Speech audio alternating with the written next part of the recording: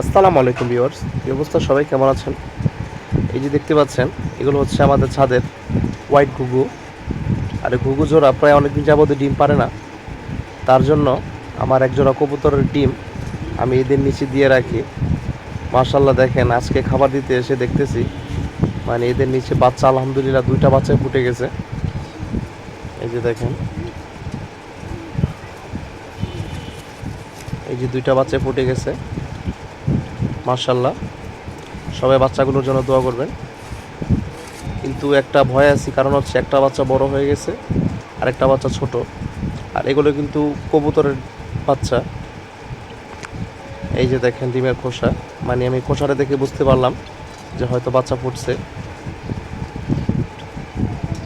তো সবাই এগুলোর জন্য দোয়া করবেন। আর উপরে হচ্ছে আমাদের জাবা পাখিগুলো। আর মাশাল্লাহ, জাবা পাখিগুলো ডিম দিয়ে দিছে। এই যে দেখেন, মাশাল্লাহ, এখানে প্রায় 6টা ডিম দেওয়া আছে।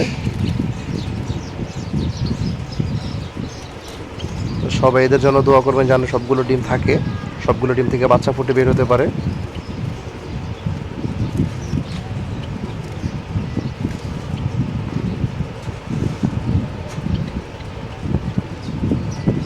এই হচ্ছে আমাদের পাখির আপডেট।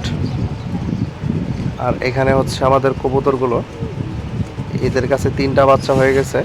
মাশাআল্লাহ, এখন বাচ্চাগুলো নিজে নিজে খেতে পারে। মাশাআল্লাহ, বাচ্চাগুলো ফেস কাটিং এবং মাথার শেপ মাশাআল্লাহ খুব সুন্দর হয়েছে। এই দেখতে পাচ্ছেন বাচ্চা। আর এটা হচ্ছে ওদের বাবা, নটটা বিগ সাইজের। আর এই জোড়াটা হচ্ছে আমাদের মাত্রই 2টা বাচ্চা ফুটলো। এই মাত্র বাচ্চাগুলো ফুটে বের হয়েছে।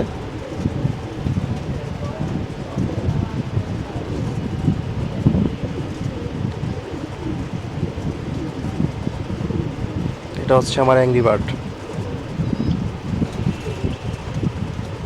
আর এই যে আমাদের খাকি জোড়া, কিছুদিন আগে ভিডিওতে দিয়েছিলাম, নতুন থর দেওয়া হয়েছিল, ওরাও ডিম পারছে।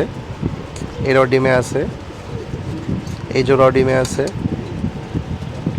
এবং পাশে এই জোড়াও ডিমে আছে। তো সবগুলো কবুতরের ডিমে আছে, সবাই এদের জন্য দোয়া করবেন।